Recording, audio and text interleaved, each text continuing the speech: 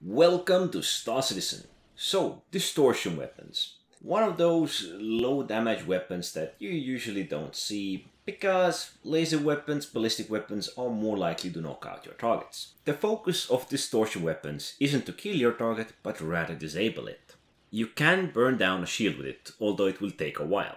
It's not meant to do any damage to the ship itself, but rather its components, and more in a way of disabling them, not just finishing the ship off. So it's not really meant to kill your target. It's meant to disable the vehicle it is using. The target can or the ship can recuperate eventually if you do not lay down a steady stream of distortion weapon fire upon the target even when it is knocked out. So in a way it's non-lethal weapon to take out a ship. Because of the low damage of the distortion weapons, this can actually take a while. These are size 1s that I have currently on my ship, and that means these are probably the weakest distortion weapons that you can get your hands on. What I also want to note is that I'm fighting a relatively small ship, so if you take on bigger targets with distortion weapons, it's probably gonna take longer. The first thing, of course, is to get the shield down, then you need to lay down a long, steady, heavy stream to eventually disable it. I think it does get some kind of a bonus versus a shield, but I'm still pretty sure my laser weapons might have brought the shield down a wee bit faster. Now, finally, it is disabled. You can see it there just standing there in the middle of the space, and everywhere I'm shooting, I'm kind of pushing it, making it spin, and all of that. We have disabled it. It didn't take long. It took roughly 1.5 minutes, but still, I'm pretty sure I could have destroyed one of these Mustang Alphas with laser weapons in 20-30 seconds, even with the size 1s.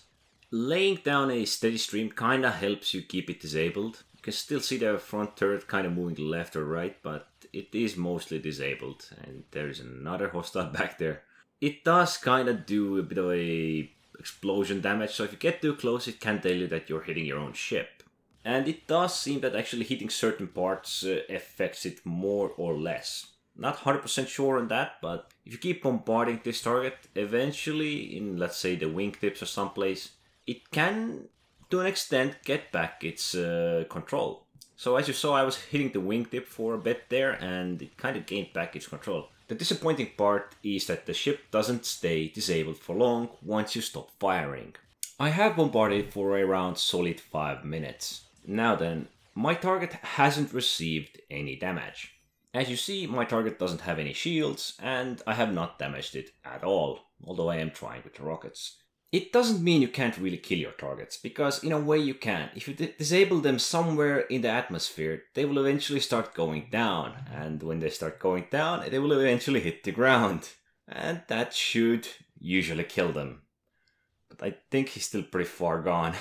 It's not an ideal weapon to destroy your targets. It's not meant for it, it's just meant to do the disabling. Now, having a fleet of players all with distortion weapons could be pretty interesting to see how they would all go after, let's say, Hercules C2, someone who is doing trading. They could just disable it and ruin its day. Whoa.